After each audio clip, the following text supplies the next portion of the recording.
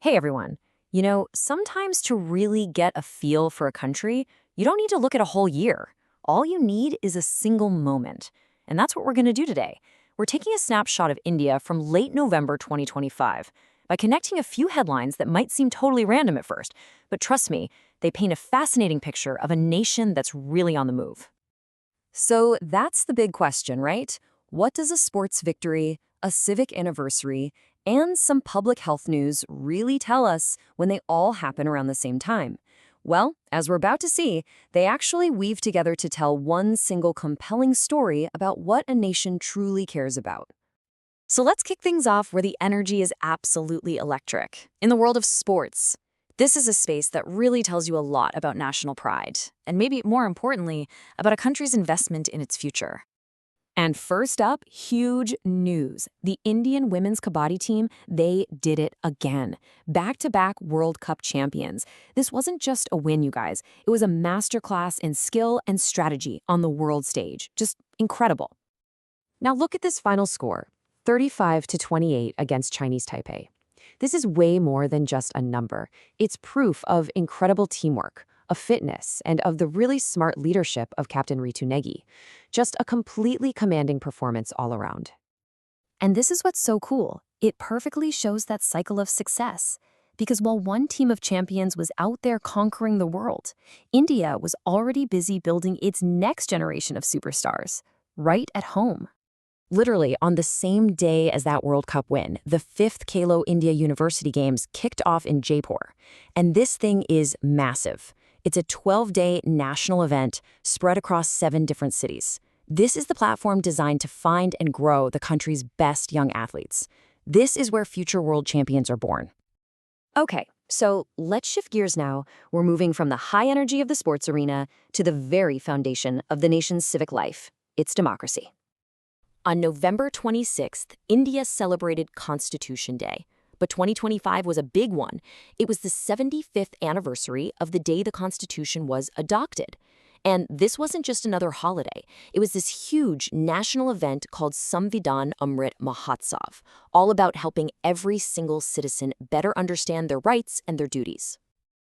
And these ideals you see here, justice, liberty, equality, and fraternity, they're the very soul of the document. But they're not just words from history, right? They're living principles that you have to constantly work to uphold for every single citizen.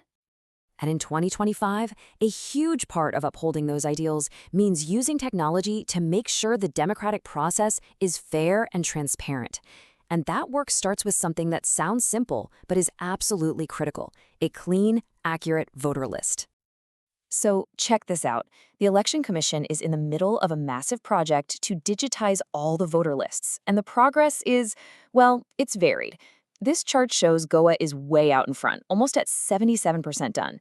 But you can also see that bigger states like Kerala and Uttar Pradesh have a lot more ground to cover.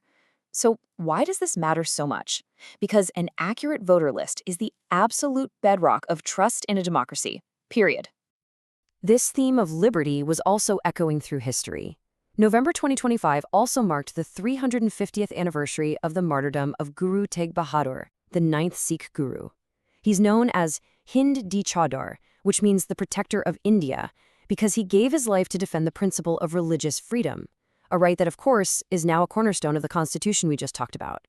His legacy was honored with a new stamp and coin. All right, for our third and final theme, let's shift focus to something that hits close to home for everyone: concrete actions that directly protect people and build a healthier, safer future.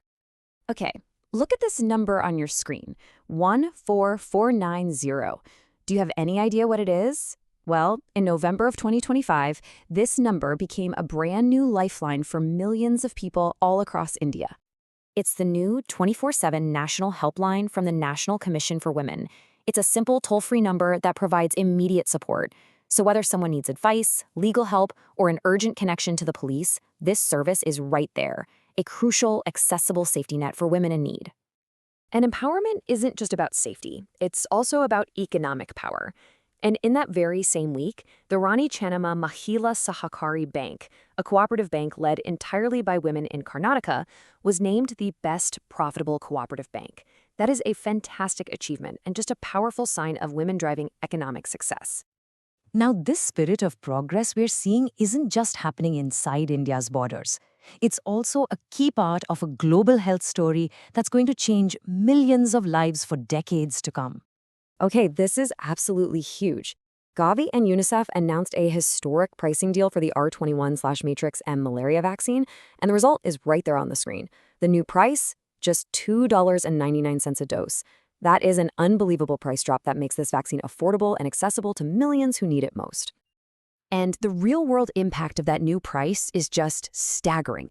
We're talking about saving $90 million that can be used elsewhere.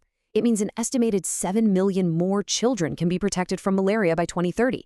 This isn't just a good deal, it is a massive leap forward in making global healthcare more fair for everyone, especially in Africa. So we've looked at sports, democracy, and public health. Now for the fun part. Let's put all the puzzle pieces together and see what this single snapshot really shows us about India's priorities. When you lay it all out like this, a really clear picture starts to form, doesn't it? You've got the Kabaddi win and the Khelo India Games pointing to national pride and building future talent. Then there's Constitution Day and the voter tech showing a deep commitment to democratic roots. And finally, the helpline and the vaccine deal. They show a real focus on citizen well-being. See, they're not random events at all.